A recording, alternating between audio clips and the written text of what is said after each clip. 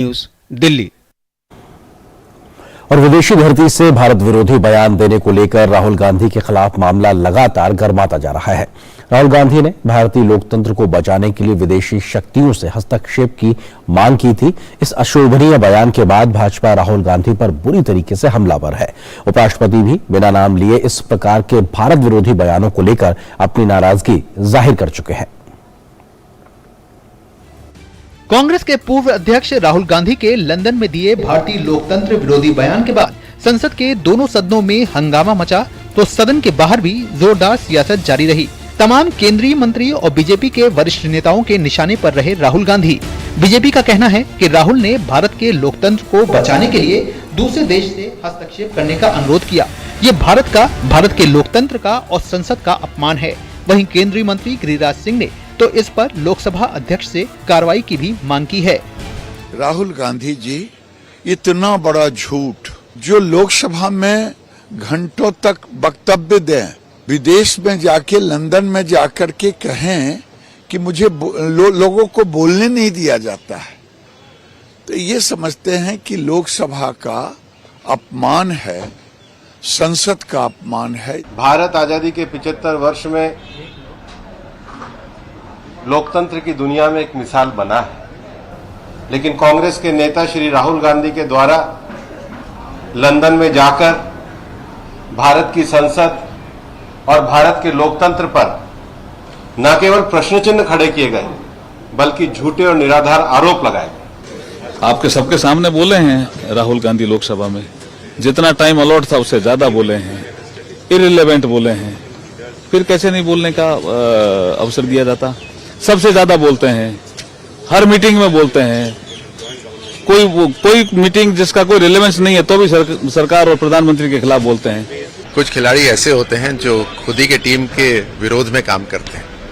ये एक ऐसे खिलाड़ी हैं जो लगातार भारत को बदनाम करने के लिए मिस इन्फॉर्मेशन कैंपेन पूरी दुनिया में चला रहे हैं। विदेशी धरती पर जिस तरह से कांग्रेस के वरिष्ठ नेता राहुल गांधी ने बयान दिया, उसके बाद हम देख रहे हैं काफी उस पर बीजेपी आक्रोशित है। बीजेपी नेता राहुल गांधी से माफी की मांग कर रहे हैं, सदन के अंदर माफी की मांग कर रहे हैं।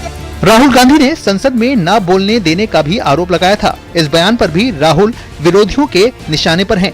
यही नहीं, दोनों सदनों के सभापति भी राहुल गांधी के बयान से सहमत नहीं दिखते।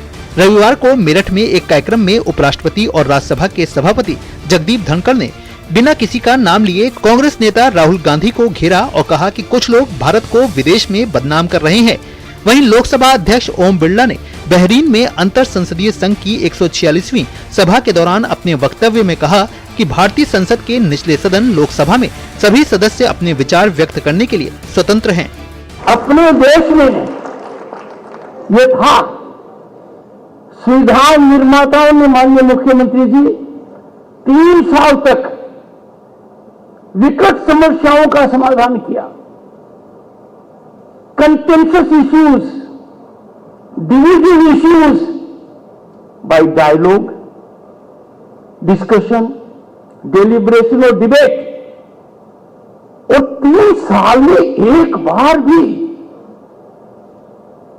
संविधान सभा का कोई मेंबर वेल में नहीं आया। हमारा आचरण आज उसके ठीक विपरीत क्यों है? भारत में सहभागी लोकतंत्र है और हमारे यहाँ बहुदलीय व्यवस्था है। हमारी संसद में जनप्रतिनिधियों के माध्यम से जनता की आशाओं और अपेक्षाओं की अभिव्यक्ति दी जाती है। सभी प्रतिनिधियों को संसद में अपने मत और विचारों को रखने की आजादी है। हालांकि कांग्रेस राहुल गांधी के बयान के समर्थन में खड़ी है। राहुल गांधी ने ऐसा नहीं कहा जिस पर उन पर आरोप लगाया जा रहा है। आप उनकी भाषण सुन लीजिए। उसने स्पष्ट से कहा कि ये विषय भारतीय विषय है, हमारी जिम्मेदारी है भारत में इस पे कार्रवाई करने के लिए। वो कोई विदेशी ताकत से कुछ नहीं मांगा। कांग्रेस कुछ भी सफाई दे रही हो, लेकिन भारतीय लोकतंत्र की दुनिया भर में सराहना होती है और इस पर राजनीति से ऊपर उठकर हम सभी को गर्व है। ऐसे में लोकतंत्र पर उठने वाले सवाल और वो भी विदेशी धरती पर सियासी हंगामा तो मचना ही था। Bureau report, DD news. सूचना और प्रसारण मंत्री